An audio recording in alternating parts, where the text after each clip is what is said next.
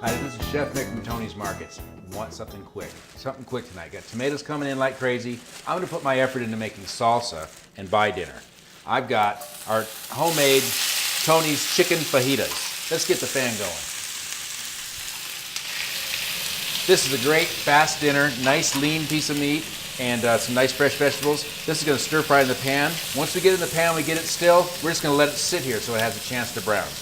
While that goes, let's go into the salsa. I've got avocados. I love avocados. I love avocados, I love tomatoes. We're going to put them together in this dish I call Guaca salsa mole. It is awesome. So we get about 2-3 avocados in here and mash them up. If you want them mashed and squishy, that's fine. If you want them chunky, if you want them half mashed, it's all okay. Whatever you like is going to be all right. To that, we're going to add fresh tomatoes out of the garden. As many different types of tomatoes as you grow, that's going to be nice. Fresh Vidalia seed onions. We get these from Carl Musso in Pueblo, or you can also grow them in your yard. They do pretty well. Make sure the soil is nice and loose for your onions. That gets stirred in there. This is also going to get lime juice, jalapenos to taste. Just put a little bit in, because we can always make it hotter later. You can't make it unhot, you know? Give this a good stir. Now to give this dish some body, we're going to add olive oil. A good turn of olive oil here, or 2 or 3. Don't worry too much about using a lot of olive oil, just because this is the right oil to use for you. You'd be better off to use this and avoid all those fried foods and processed foods. This actually is healthy for you. And then we're going to season this with some sea salt and pepper.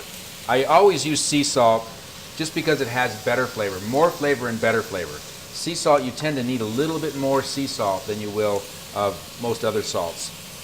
We're going to put a little pepper in there, and then a little bonus. I've got some green chilies. I'm crazy about green chilies. And this jar is awfully handy. These come from Carl Musso. He grows chilies for us in Pueblo. Or you can actually just grill your own chilies. Roast your own chilies or grill them and just toss them in there. Optional, but delicious. All right, so now we're going to give this a taste and see where we are here. It gets nice. I try not to get it too salty because other dishes have salt to it. You want to try to avoid over-salting things. Can always add it later. All right, now ideally, I would make this in advance, a couple hours in advance if possible.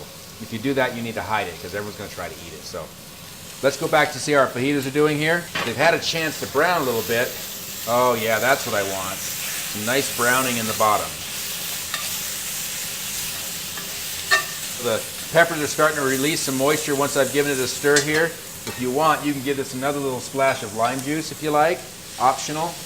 And you can also come back and hit it with a little bit of tequila. You want to be careful when you use the tequila because it will flare up and burn the alcohol off really quick. This is just right. It just needs just a little touch of moisture. Let's make another quick little cream sauce for this. This is low-fat sour cream and a little bit of canola mayonnaise or a low-fat mayonnaise or just regular mayonnaise if you like.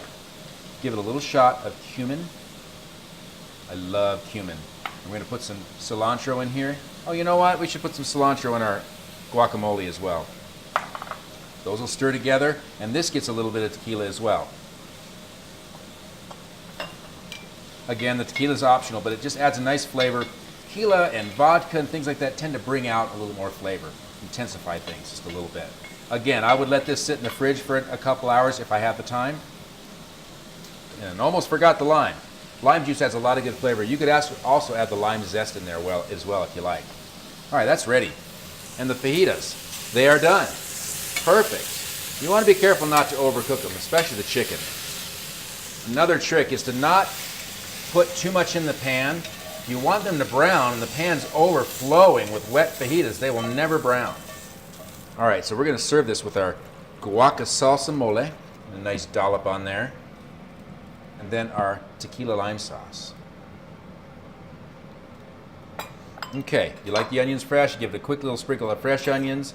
You could add a little bit of fresh jalapeno, or you want to get some good hot sauce in there. I got a nice local hot sauce, to be great from Danny Cash, high altitude brand. I'm going to just shoot it all over because that's how I like it. A little bit all over. Serve this with lime wedges and the flour tortillas, and you've got a great dinner in a matter of minutes. Guaca salsa mole, the tequila lime sauce, and the fajitas. You can get all these recipes at digincolorado.com. Let's dig in.